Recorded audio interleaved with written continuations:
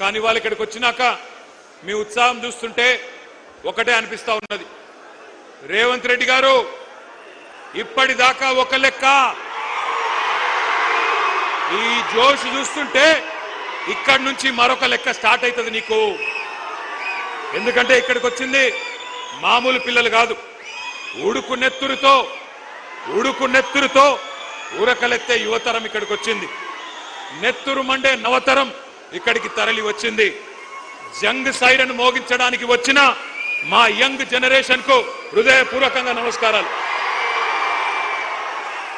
కాకతీయ, ఉస్మానియా, మహాత్మా గాంధీ, పాలమూరు, శాతవాహన వివిధ విశ్వవిద్యాలయాల నుండి ఇక్కడికి తరలి వచ్చిన మా తమ్ముళ్లకు చెల్లెళ్లకు ప్రత్యేక నమస్కారం. అశోక్ నగర్ నుండి, దిల్సుఖ్ నగర్ నుండి, చిక్కడపల్లి నుండి, వివిధ కోచింగ్ సెంటర్ల నుండి ఇక్కడికి తరలి వచ్చిన మా పోటీ పరీక్షలకు ప్రిపేర్ అవుతున్న అభ్యర్థులందరికీ నమస్తే.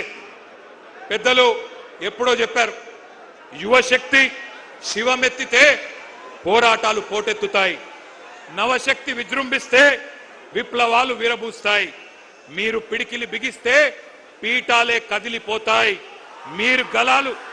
మీ గలాలు గర్జిస్తే కుర్చీలు కూలిపోతాయి. రేవంత్ రెడ్డి గారు గుర్తుపెట్టుకోండి, మీరు కదం దొక్కితే ఉద్యమాలు ఉప్పెనలైనాయి. గతంలో తెలంగాణ ఉద్యమం చూసినాం ఏ రకంగా. మరి తెలంగాణ ఉద్యమంలో యువత కలిసి వచ్చిన తర్వాత పెద్దలు కేసీఆర్ గారి నాయకత్వంలో ఏ రకంగా రాష్ట్రాన్ని సాధించుకున్నామో కూడా ప్రపంచం మొత్తం చూసింది. ఇవాళ ఎందుకు కలుసుకున్నాం ఇక్కడ, మనం ఎందుకు ఇంతమంది ఇక్కడికి వచ్చినాం, ఒక్కసారి గుర్తు చేయాల్సిన బాధ్యత మా అందరి మీద ఉన్నది. రేపటి తెలంగాణ నిర్మాతలు మీరు, రేపటి ఈ దేశ భవిష్యత్తుకు నిర్ణేతలు మీరు. మరి అట్లాంటి యువతరాన్ని దగా చేయవచ్చునా ఆలోచించండి. ఎందుకు ఈరోజు ఈ కార్యక్రమం ఏర్పాటు చేసుకున్నాం? ఒకటే ఒక కారణం, ఒక మహాద్రోహాన్ని, మీకు జరిగిన మోసాన్ని, వంచనని గుర్తు చేసుకొని మర్చిపోకుండా ఎవరైతే మోసం చేశారో వారికి బుద్ధి చెప్పడానికే ఈ సమావేశం. సరిగ్గా ఇదే నేల మీద, సరిగ్గా ఇదే ప్లేస్లో 38 నెలల కింద మే 8, 2023 ఆనాడు ఇదే సరూర్ నగర్ స్టేడియం సాక్షిగా ఒక దారుణమైన దగా జరిగింది. దగా పడ్డది ఎవరు? తెలంగాణ యువత. దగా కోరులు ఎవరు? కాంగ్రెస్.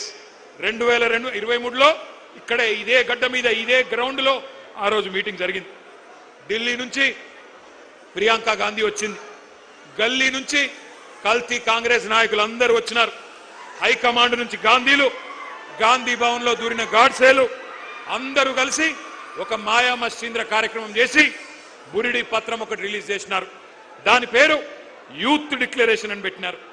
60 ఏళ్లు తెలంగాణ గడ్డ మీద నెత్తురు పారించిన దుర్మార్గమైన పార్టీ కాంగ్రెస్ ఆ రోజు వాగ్దానాల వరద పారించింది.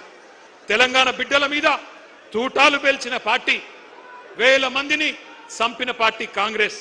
ఆ రోజు యూత్ డిక్లరేషన్ అని పెట్టి ఏం చెప్పిందో ఒక్కసారి ఆ స్క్రీన్ మీద, మీ పక్కన పెట్టిన స్క్రీన్ల మీద మీరు చూడాలని చెప్పి నేను కోరుతా ఉన్నా. ఆ వీడియో ప్లే చేయండి. Youth declaration.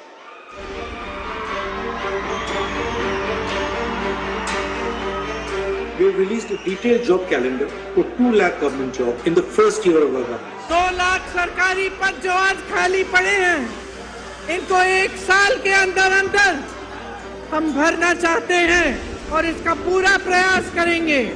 भर्ती के लिए हर साल एक जॉब कैलेंडर बनाया जाएगा। बेरोजगार युवाओं के लिए हर महीने 4000 रुपए बेरोजगारी भत्ता हम कह रहे हैं देंगे। शिक्षा प्राप्त कर रही 18 साल से ऊपर की लड़कियों को इलेक्ट्रिक स्कूटर मिलेगा। हाँ, ये मुझे भी पसंद है ये वाला। SC, ST, OBC, माइनॉरिटीज और EWS के जरूरतमंद बच्चों के लिए फीस का रीइंबर्समेंट किया जाएगा।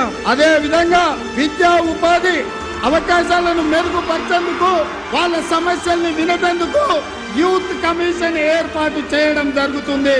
ఇదే కాకుండా ఈ విద్యార్థి నిరుద్యోగ యువకులకు 10 లక్షల రూపాయల వరకు వడ్డీ లేని రుణాలను ఇచ్చే బాధ్యత రాష్ట్ర ప్రభుత్వం తీసుకుంటుంది. తెలంగాణ రాష్ట్ర ప్రభుత్వంలో రాయితీలు పొంది ఇతర రాష్ట్రాలకు సంబంధించిన ఉద్యోగాలు కల్పిస్తున్న పరిశ్రమలలో 75% స్థానిక నిరుద్యోగ యువకులకే ఉద్యోగ అవకాశాలు ఇచ్చే విధంగా చట్టాన్ని తీసుకొస్తాం.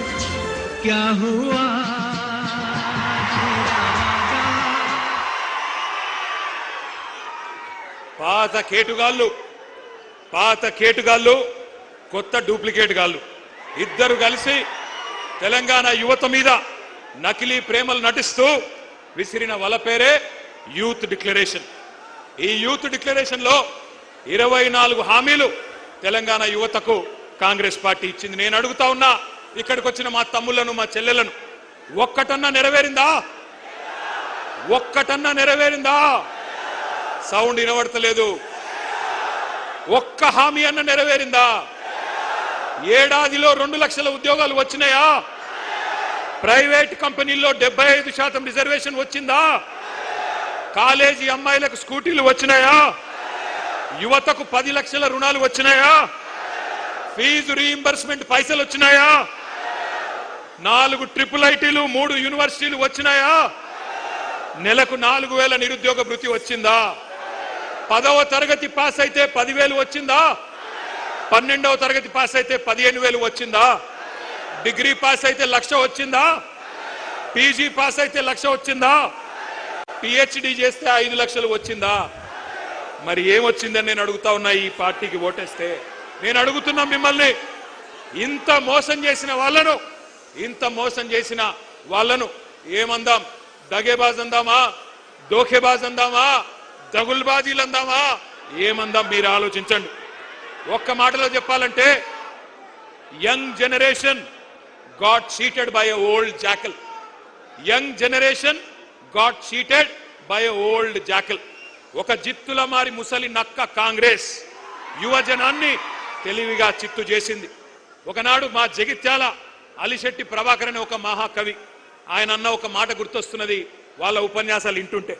ఆయన అన్నాడు, అలిశెట్టి ప్రభాకర్ గారు, ఒక నక్క ప్రమాణ స్వీకారం చేసిందట ఇంకెవ్వరిని మోసగించనని. ఒక పులి పశ్చాత్తాపం ప్రకటించిందట, తోటి జంతువులను నేను ఇంకా చంపనని. ఇవాళ వీళ్ళ మాటలు వింటుంటే 60 ఏళ్లు నెత్తురు రుచి మరిగిన కాంగ్రెస్ ఏ రకంగా మోసం చేసిందో ఒక్కసారి గుర్తు చేసుకోమని చెప్పి నేను కోరుతా ఉన్నా. కాంగ్రెస్ పార్టీ పుట్టు పూర్వోత్తరాలు మీకు తెలుసు. అన్ని తెలిసి కూడా చైతన్యవంతమైన మనం వాళ్ళ మోసపు వలలో పడ్డాం. కానీ ఈరోజు ఏం జరిగింది? కాంగ్రెస్ వాళ్ళకు అధికార పీఠం వచ్చింది, నిరుద్యోగులకు మాత్రం బలిపీఠం ఎక్కే పరిస్థితి వచ్చింది. 31 నెలలు అయిపోయింది, 32వ నెల నడుస్తా ఉంది. సడి లేదు, చప్పుడు లేదు. కళ్ళబొల్లి మాటలు నమ్మి గ్రామాల్లో తిరిగి మీ నాయనమ్మ కాళ్ళు, మీ తాత కాళ్ళు, మీ అమ్మమ్మ కాళ్ళు, మీ మామల కాళ్ళు, అత్తల కాళ్ళు, కోడల కాళ్ళు, అందరి కాళ్ళు మొక్కి కేసీఆర్ కు ఓటేయకండి, కాంగ్రెస్ ను గెలిపించండి అని ప్రచారం చేసిన నిరుద్యోగులు ఇవాళ బాధపడతా ఉన్నారు. ఇప్పుడే ఆ తమ్ముళ్ళు మాట్లాడింది మీరు విన్నారు. మాట తప్పిన ఈ జూటాగాళ్లను, మాట తప్పి ఇవాళ మిమ్మల్ని వంచిన ఈ దుర్మార్గులను, మిమ్మల్ని రెచ్చగొట్టి ఓట్లేయించుకొని అధికారం చేపట్టి నమ్మించి నట్టేట ముంచిన కాంగ్రెస్ ను ఏం చేయాలో మీరే ఆలోచించండి.